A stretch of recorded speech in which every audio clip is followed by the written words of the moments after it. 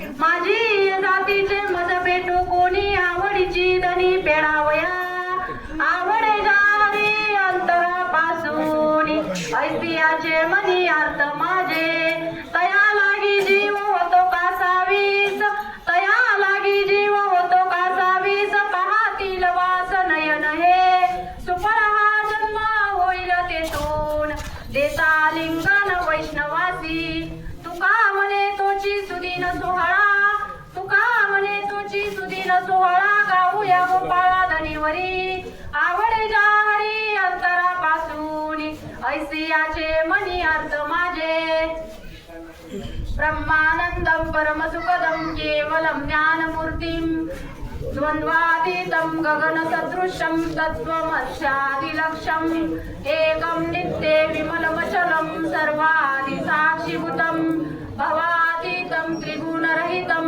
सद्गुरुं तं नमामि महायोगपीठे तटे भीमरत्यां वरं पुण्डरीकाय दातु मुनीन्द्रे समागत्य तिष्ठं तमानन्दकन्दं परब्रह्मलिङ्गं भजे पाण्डुरङ्गं मनोजवं मारुततुल्यवेगं जितेन्द्रियं बुद्धिमतां वरिष्ठं वातात्मजं वानरयूथमुख्यं श्रीरामदूतं शरणं प्रपद्ये श्रीरामदूतं शरणं प्रपद्ये नमामि सद्गुरुं शान्तं सच्चिदानन्दविग्रहं पूर्णब्रह्मपरानन्दमेशमानन्दिवल्लभं ज्ञानेषु भगवान् विष्णु निवृत्तिर्भगवान् हर सोपान भगवान् ब्रह्मा मुक्ताख्या ब्रह्मचित्कला योऽन्त प्रविश्य मम वाचमिमां प्रसुप्तां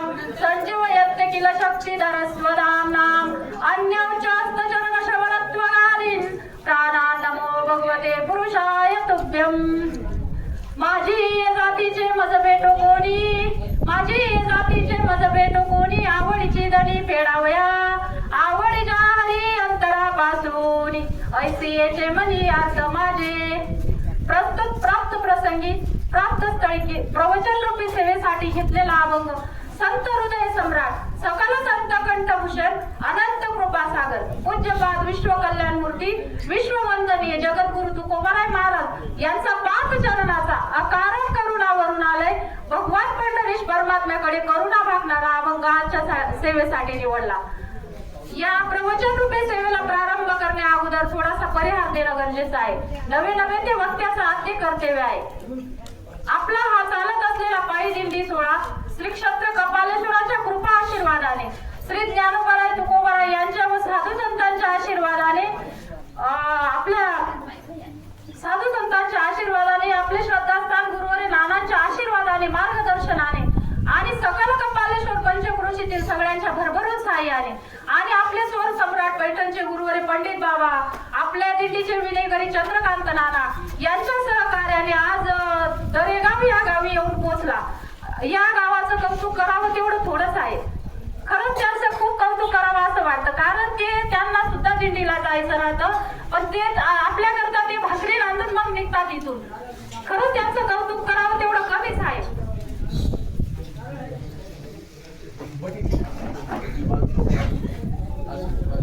या अभंगामध्ये जगद्गुरु तुकोबाराय आपल्या जातीचा कोणीतरी भेटावा अशी अपेक्षा करतात। का अपेक्षा करतात? कारण जीव म्हटला का तो एकटा राहत नाही, त्याला कुणाच्या तरी संगतीची गरज आहे। त्या एकट्या ब्रह्माला सुद्धा करमलं नाही, त्याने सगळं विश्व निर्माण केलं, मग त्याच भूमंडलामध्ये जीव एकटा कसा राहील? निळोबारायांनी वर्णन केले की एकले नकंटेची म्हणून यायेने केले निर्माण 14 भुवने पाचही महाभूते भौतिके भिन्ने भिन्ने व ऐसा लागवी हा माया सूत्रधारी।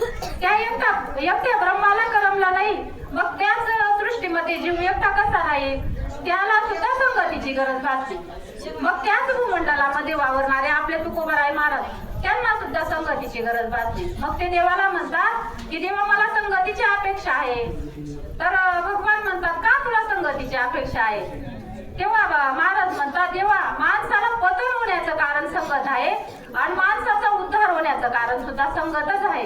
पतन उद्धार संघाचा महिमा त्या जाऊयात मा संत सेवे. माणूस बिघडतो याला कारण संगत आहे, पण माणसं घडतात याला सुद्धा कारण संगतच आहे बर का. बघा एक दृष्टांत सांगते. एक राजा होता, तो जंगलात फिरत होता.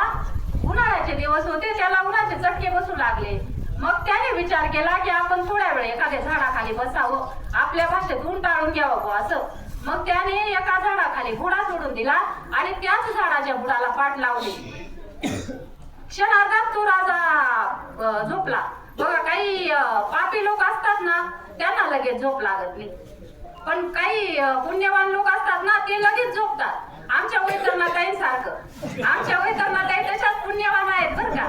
त्यांना सुद्धा कितीही गर्दीत बसवा आणि कुठेही बसवा, ते लगेच झोपतात. तसं राजा गाढ झोपला. राजा गाढ झोपला आणि त्याच झाडावर राजहंस नावाचा पक्षी बसलेला होता. त्या पक्षाने पाहिलं खाली आपल्या नगरीचे राजे झोपले आहेत. मग पण राजा चुळबुळ करत होता. त्या पक्षाच्या लक्षात आलं, तुम्हाला चुळबुळ कळतं ना, आपल्या भाषेत आपण वळवळ म्हणतो बरं का त्याला. तर त्या पक्षाच्या लक्षात आलं की राजा का चुळबुळ करतो, कारण राजाच्या तोंडावर उन्हाचे तीव्र किरण पडत होते आणि ते किरण जिथून येत होते ना, त्या फांदीला पानं कमी होते. त्या पक्षाच्या लक्षात आलं की उन्हामुळे राजाची झोप उडत आहे, मग आपण काय कामाचे. मग तो पक्षी जिथून उडला आणि जिथं पानं कमी होते ना, तिथे जाऊन बसला आणि आपले पंख विस्तारणा करून दिले. राजा गाढ झोपला. 2-5 मिनिटात तिथे दुसरा गोरापान पक्षी आला. आपण त्याला फक्त भाजवत 15 दिवस चांगलं ओळखतो. आणि त्या गोरापान पक्षाने त्या राजहंसाला विचारलं, म्हणे राजहंस का बरं पंख सोडून दिले. तेव्हा तो राजहंस म्हणे, अरे कावळ्या खाली पाय, आपल्या नगरीचे राजे झोपले आहेत, त्यांना ऊन लागत होतं, ते ऊन मी स्वतः सहन करतो आणि त्यांना सावली देतो. तेव्हा तो कावळा म्हणे, काय अडून बसलं का तुझं वाला. बघा काही फार कुशीत लोक असतात बर का, ते स्वतःही काही करत नाही आणि दुसऱ्यालाही काही करू देत नाही, या कावळ्यासारखे.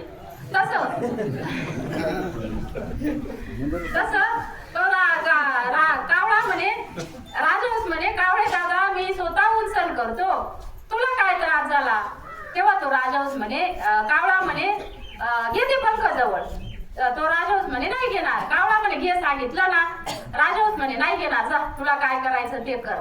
मग तो कावळा म्हणे तू माझं सांगितलेलं ऐकत नाही ना, बघ आता मी काय करतो. त्या कावळ्याने स्वतःच्या शरीरातली घाण विष्ठा टाकली, ती बरोबर राजाच्या तोंडावर पडली आणि विष्ठा टाकून कावळा निघून गेला. ती विष्ठा राजाच्या तोंडावर पडली. राजाला गार लागलं. लगेच जाग आली राजाला. पाहिलं म्हणे पक्षाची विष्ठा. म्हणे मी या नगरीचा राजा आहे आणि माझ्या तोंडावर विष्ठा टाकणारा कोणता पक्षी असेल. त्या राजाने वरती पाहिलं झाडाकडे. विष्ठा टाकणारा निघून गेला होता, पण सावली धरणारा बसलेला होता. तर राजाने अविचारी पद्धतीने आपल्या भात्यातला बाण काढला, धनुष्याला लावला, संधान साधलं आणि त्या राजहंसाकडे बाण सोडला. तो बाण बरोबर त्या पक्षाला जाऊन लागला. बाणासकट तो पक्षी खाली पडला आणि तडफड करायला लागला. मग तेव्हा त्या राजाच्या लक्षात आलं की हा पक्षी विष्ठा टाकणारा नसेल. मग तो राजा त्या पक्षाजवळ गेला आणि हात जोडले. त्या पक्षाच्या शरीरातला बाण काढला आणि हात जोडले. म्हणे राजहंसा मला माफ कर, मी चुकलो, तू निरपराध आहेस. बघा एक गोष्ट लक्षात ठेवा, आपण जर यदा कदाचित चुकलो तर आपल्याला कोणापुढे माफी मागावीच लागेल बरं का. मागायलाच पाहिजे. माफी मागितल्याने माणूस काही छोटं होत नाही. म्हणून मग त्या राजासाठी माफी मागायलाच पाहिजे. राजाने माफी मागितली तेव्हा तो राजहंस पक्षी फार गोड बोलला बरं का. तो राजहंस म्हणे राजासाहेब हात नका जोडू, माफी नका मागू, कारण इथं तुमचा काहीच दोष नाही, माझाच दोष आहे. तेव्हा राजा म्हणे बाण मी मारला आणि दोष तुझा कसा. तेव्हा तो पक्षी म्हणे, राजहंस पक्षी म्हणे, महाराज गुन्हा असा आहे की मी त्या कावळ्याच्या संगतीत राहिलो ना, त्याचा परिणाम मला भोगावा लागत आहे. म्हणून मुद्दा असा की वाईटांची संगत नको. म्हणून तुकोबराय म्हणतात मला चांगल्या माणसांची संगत आहे. तेव्हा देव भगवान म्हटले देतो तुला संगत, पण नेमकी कोणती संगत देऊ. कारण संगतीचे विविध प्रकार आहेत. कुसंगती आहे, विसंगती आहे, सजातीय संगत आहे. तुला नेमकी कोणती संगत देऊ. तेव्हा तुकोबराय महाराज म्हणतात देवा मला सजातीय संगत दे, कारण कुसंगतीत सुद्धा दुःखच आहे आणि विसंगतीत सुद्धा दुःख आहे. तुकोबराय कुसंगतीचं प्रमाण देतात. तुकोबराय म्हणतात देवगणाच्या संगे हिरा जो भंगला, कुसंगी नाडला साधू जैसा. मग मला सांगा हिरे किती. 2, एक ओरिजिनल आणि एक बनावट. हिरा. मग त्या हिऱ्यांची पारख कशी करावी तर महाराज म्हणतात, हिरा ठेविता ऐरणी वाचे मारिता जोगणी, तोची मोल पावे खरा करणीचा होय चुरा. मग एवढा किमती हिरा जर ऐरणीवर ठेवला आणि घाव मारला तर त्याला काहीच होत नाही. एवढा किमती हिरा जर ढेकणा बरोबर राहिला तर माती मोल होतो. त्याला कुसंगती म्हणतात. जसं ढेकून जवळ आला का हिरा भंगून जातो, तसं नालायकांच्या संगतीत चांगला माणूस बिघडून जातो. याला कुसंगती म्हणतात. कुसंगती विसंगती म्हणजे काय तर महाराज म्हणतात, कानडीने केला मराठा व्रतार, एकाचे उत्तर एका नये. मुलगा मराठा आणि मुलगी कर्नाटकची. म्हणजे तुमच्या लक्षात आलं का, तेव्हापासून तिकडच्या पुरी आणायचे बरं का. आता इकडच्या सोलापूरकडच्या आणतात, तेव्हा कर्नाटककडच्या आणायचे. म्हणजे मुद्दा असा की पती पत्नी मध्ये सुसंगतपणा असेल तर संसारात आनंद आहे, विसंगती असेल ना तर संसारात समाधान नाही. मग मला सांगा, संसारात विसंगती चालत नाही तर मग परमार्थात विसंगती चालेल का तर अजिबात चालणार नाही. म्हणून महाराज म्हणतात, मला विसंगती नको, मला माझ्या जातीची संगती आवडीच्या, माझ्या जातीचे मज भेटो कोणी, आवडीचे दणी फेडावया. यथामती यथा अवकाश झालेली सेवा निवृत्तीदादांच्या चरणी, कपालेश्वर भगवंतांच्या चरणी, गुरुवारी नानांच्या चरणी समर्पित करते. काही चुकलं असेल तर माझ्या बुद्धीचे दोष, जे काही बरोबर आहे ते गुरुवारी नानांचं आहे, म्हणून नानांच्या चरणावर माथा ठेवते आणि सेवेला पूर्ण विराम.